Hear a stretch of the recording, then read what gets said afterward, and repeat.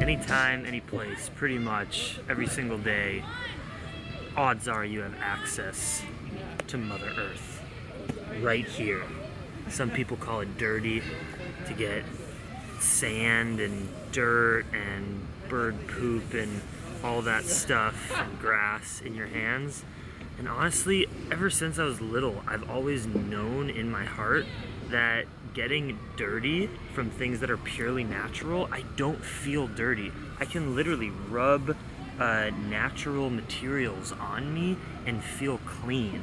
When I feel dirty is when I have like chain oil on my hands, or like processed food, or things that are synthetic and chemically.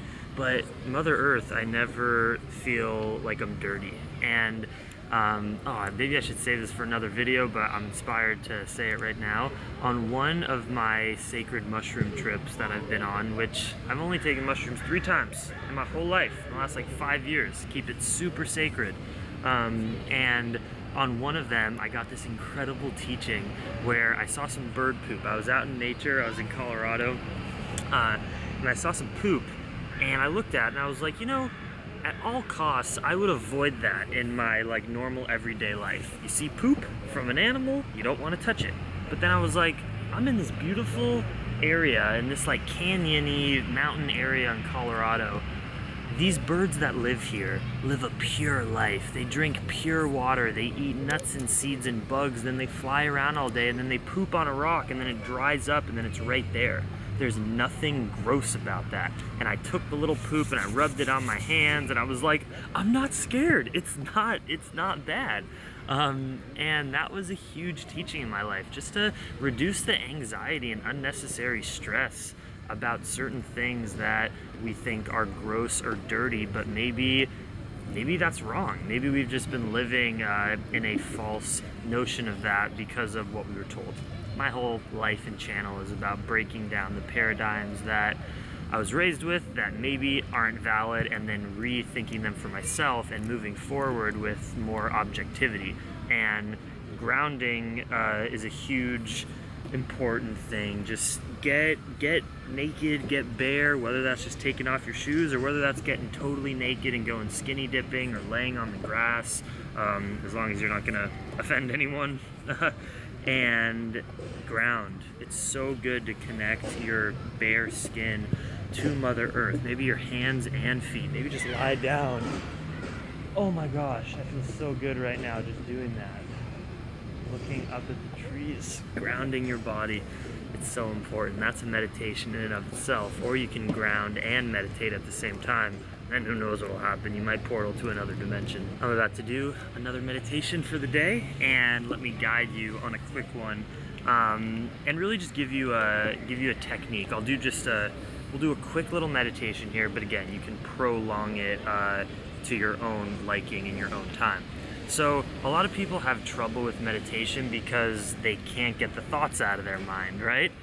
Yeah, you're not alone. That is all of us. The whole point of meditation is to attempt to focus your thoughts down to one thing instead of maybe 5 things that are wandering in your head uncontrollably at the same time. Here's an example. Just, you know, when you let your mind go, which you can do right now, just notice it. Where is your mind? I'm thinking about the sweet potatoes I have to cook tonight. I'm thinking about how much fun I'm gonna have at Naomi's tonight at her Hanukkah party. I'm thinking about my ayahuasca ceremony tomorrow. I'm thinking about how good that granola was. I have so much stimuli and many more things that I'm gonna keep private in my own heart that are going through my head and my body right now. And that's all well and good because it's fun to think, but sometimes that can get a little bit too, it can become overpowering to the point where we can't be as productive or honestly love ourselves enough if all these other external stimulations are coming in and maybe affecting our emotions. And so meditation is noticing when your mind starts to wander, when you're trying to meditate, and then coming back to the focus. So what is that one pointed focus? It can be anything. It can be a mantra that you chant over and over, syncing it to the in-breath and the out-breath with the syllables. It can be visualizing something in your head, something visual that you really do focus on. I sometimes visualize just the symbol of Om, like a foot or two in front of my eyes, but with my eyes closed, and I just imagine everything dark, but then Om right there. That can be my meditation. But this one that I'm going to give you now is something, I think I learned it in the Headspace app when I did their like Take 10 free trial, which you should 100% do. And it's a really good introductory meditation for people who really think like, oh, I just can't get these thoughts out of my mind. I don't know how to focus on one thing. So here's what we're going to do. Take a nice, comfortable seated position. You can sit in a chair, you can sit cross-legged like this in Sukhasana pose, but be comfortable, but don't lay down or don't put your back against something if you're able-bodied and can do that, because then you might just like go to sleep and not stick with the meditation, with the focus. Meditation is not sleeping, it's actually, it's action, it's very deliberate, it's a one-pointed focus. So sit somewhere with your back off the chair or here on the ground, preferably rooted is nice, grounded. Take a deep in-breath. Exhale, one more.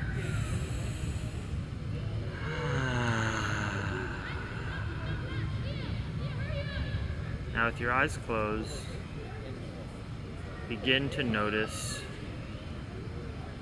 what is going on in your mind. What kind of thoughts are there? Say hello to those thoughts. Don't attach onto them, but just notice, doing a little investigation of your own mind. Then as you start to breathe a little deeper, imagine each exhale is sort of dissolving those thoughts. Maybe even visualize them like clouds passing over kind of one side of your head and brain until they're just too far where you can't really see them anymore. And maybe even start to visualize a blue sky in front of you that is clear of clouds. And continue that deep breathing. And you'll probably start to feel calmer, maybe a little bit lighter in the brain, in the mind, which is good. And then when you're ready, all in your head, you are going to, on your inhale, count the number 1 in your head. And on the next exhale, 2. And on the next inhale, 3. Exhale, 4. Just counting your breaths in your mind until you get to the number 10. And now the key to this meditation is that once you get to 10, start back at 1. Now what you will probably notice is as you do this, your mind will just wander and get so distracted and off of that one-pointed focus where you will either stop counting entirely or you will start to count past the number 10. I swear I've gotten to like 50 before. But the whole point of this meditation is once you do one of those things, like counting past 10 or not counting at all, once you notice that you just that you're doing that, then you just you get that awareness. You say, I've got distracted, come back to 1 and start over and try your best. Just go to 10 and then come back to 1. And if you do that in a few rounds, that is a focus that you are really concentrating on, and odds are the wandering thoughts that come into your mind about the day, about relationships, about whatever, that aren't serving you to think about in this present moment when you are trying to meditate, those thoughts will hopefully be a little bit less strong and you'll be able to get some mindfulness. So I guess that wasn't really a guided meditation because I ended up just talking, but you got the gist of it and you can definitely do that in your own time. You can set a timer on your phone, maybe 10, 15 minutes, whatever time you have, and then try what we just did together and let me know how it goes.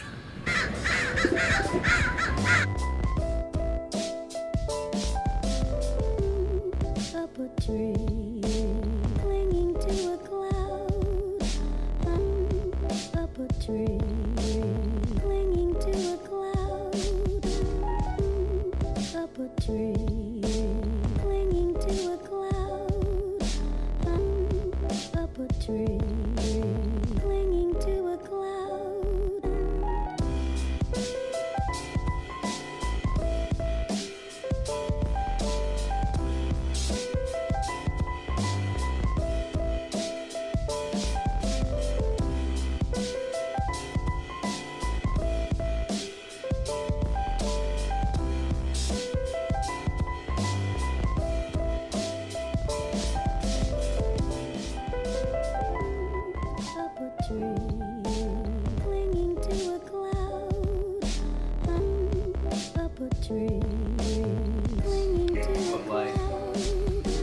Yeah! Hi, mister. He goes by that name. Perfection. Up a tree, clinging to a cloud.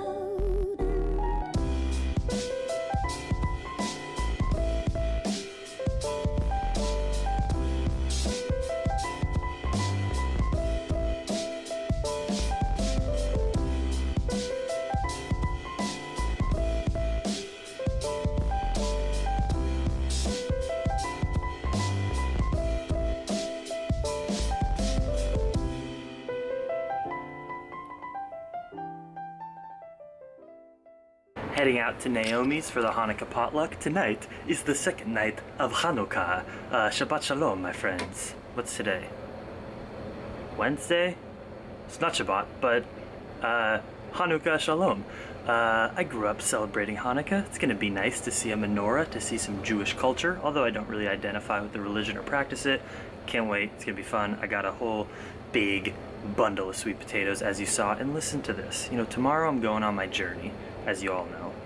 And I think a part of the medicine, it kind of goes through your life and makes you look deep inside your heart at just like what is really going on and what you need to work on. And I'm someone that hates to have like enemies or any negative energy in relationships, with friends, past relationships, whatever. And as most of you know, my wonderful ex-girlfriend Izzy lives in Berkeley. She's a student here at Cal, amazing vegan YouTuber, and when we broke up like a year ago, we just agreed to have some separation just to deal with that and to kind of experience other things in life, which is totally cool. So when I came here to Berkeley, I didn't text Izzy or tell her I was here, not to be a dick, but just because I didn't want to like make her uncomfortable or feel weird. I don't know. I just didn't do it because we don't talk often. It's all good. We're not in never fight, but I just didn't do it. And you know, tomorrow is my last day here, taking the medicine tomorrow. And Izzy just texted me, "Oh my God, are you in Berkeley? Come and stop by and say hi." And that makes me feel so happy and so good. I can't wait. So I'm gonna go hit up Naomi's for like an hour or two and then go over to Izzy's. Thank you, Izzy. You're awesome. I'm excited to give you a hug and see you.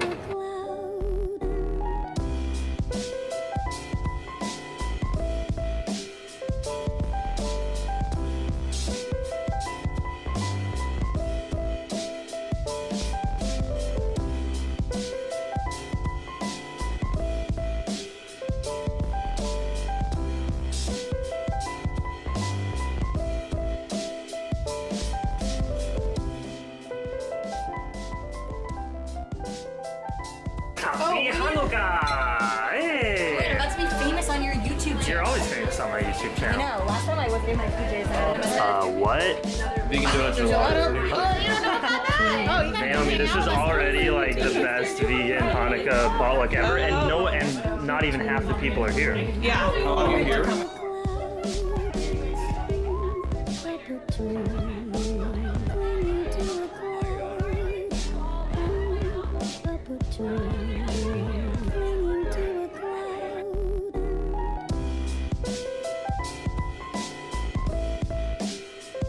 Welcome. What's up, Zoe? Hanukkah is this really weird holiday. It's not in the Bible. It's what people call apocryphal. It means it's like post-Bible. It's actually about a civil war among Jews. There was a class war, and then there was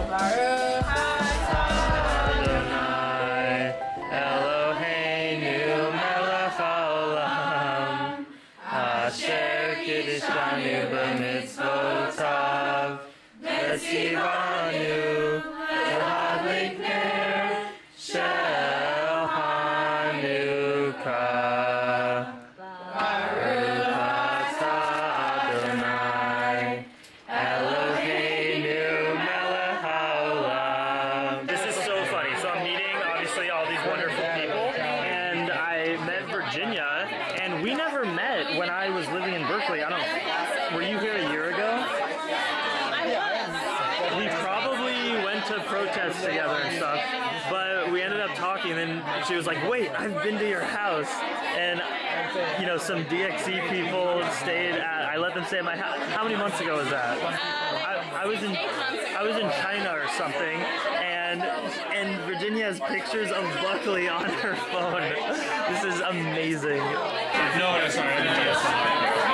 So much for the clean ayahuasca diet. Living it up. Damn, that was so much fun. A lot of people in close quarters though. I am definitely an introvert at heart. It's so wild how I can notice that. Like I had an amazing time there with such good vibes, but when I'm in like close quarters with a bunch of people, there's just like an energy of like, just something to it that tells me I'm introverted, that like this is too much stimulation. And now I'm going over to Izzy's. Wish me luck. I just hung out with Iz and her roommates Gina and Brianna and Izzy's new boyfriend. Fuck, I forget his name, but he was such a sweet dude, and I'm just so happy. As I said in the video, I don't like ever having friendships where there's just like something off with a miscommunication or anything, and so just to get that validation that Izzy and I can just be friends and hang out really brought joy and love into my heart. I didn't bring out the camera just because I wanted to be so present and real and authentic, being with someone that was so important in my life for all that time and is such a big teacher in my life. And we hung out and ate cookies and everything is going well and she's doing so good, and I'm very, very happy. It feels so nice. I bet if I had left here without seeing her, it would have been okay because I just want to give her space, but I'm very happy that it turned out that I got to give her a hug and hang out. We just laughed and talked about life. And yeah, I just didn't want to bring out the camera because it felt wrong. I wanted to be fully present. I'm sure you all will understand, but go check out her YouTube channel because she said she hasn't been posting too much, but she wants to post more, which is wonderful. She has a lot to teach. Love you, Izzy, forever. You're amazing. Keep doing it. Much love. Dream Extreme, everyone. Tomorrow is the day. Oh my gosh. The way it's gonna work is I will vlog up until going to the ceremony, and by like 3 p.m. tomorrow the vlog will be shut down. I'm gonna be 100% present in this ceremony, and I will vlog when it feels right. Definitely the next day, but when it feels right. So you will hear all about it, but I'm not going to be like bringing out my camera in that sacred space. 0%. I will shut down the vlog so I can be fully present and download the information that the universe has to give. Much love. Dream Extreme.